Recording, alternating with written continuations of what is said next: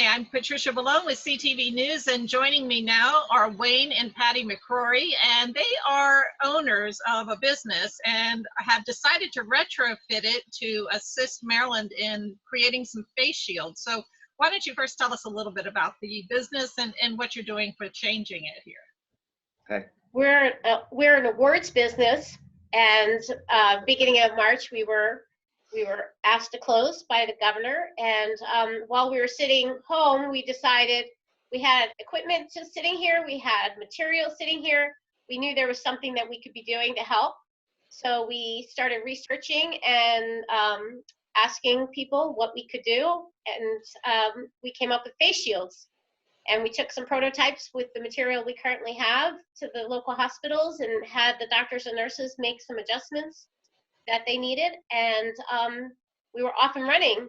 We found out about the Maryland manufacturing grant, and which is helping us switch over our production to, we were able to get a new piece of equipment and get some inventory in here so we can make the shields faster and turn them around and deliver them to the local hospitals as they need them.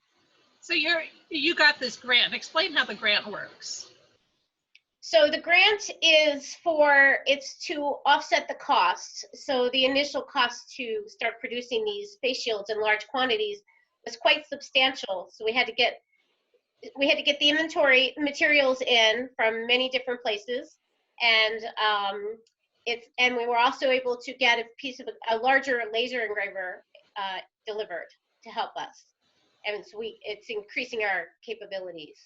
So Wayne, explain to us how you brought some of your staff back in to create these. How do you do the whole social distancing? Is everybody having to wear a face mask? And how much are you producing in the process? Sure. So we do require the face masks and all that back there, social distancing. What we've done is we're actually live from our showroom. What you can't see is half of our warehouse is put out in our showroom now. So we actually had to clear out a big space of the area back there to create some nice walkways for people. And so the equipment is kind of lined up. It's always been lined up so that one person is kind of at a station. So those are, there's plenty of space back there. We've reduced the number of staff that are actually here. And what we're doing now, as we ramped up, we're going to add next week we're adding a second shift, and we actually make these take-home boxes for our folks. So we actually have about 2 or 3 people who are helping us manufacture a part of the face shield at home, and then they just bring it in and then we pack them up. So it's kind of interesting.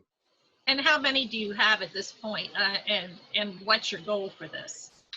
So we have right now, I mean, the inventory levels are kind of go up and down with the number of orders that come in. So we have probably about 2,000 or so back there. There's probably a little bit more than that, but some of them are in various stages of being made. We can make about 1,000 a day. That'll ramp up a little bit next week.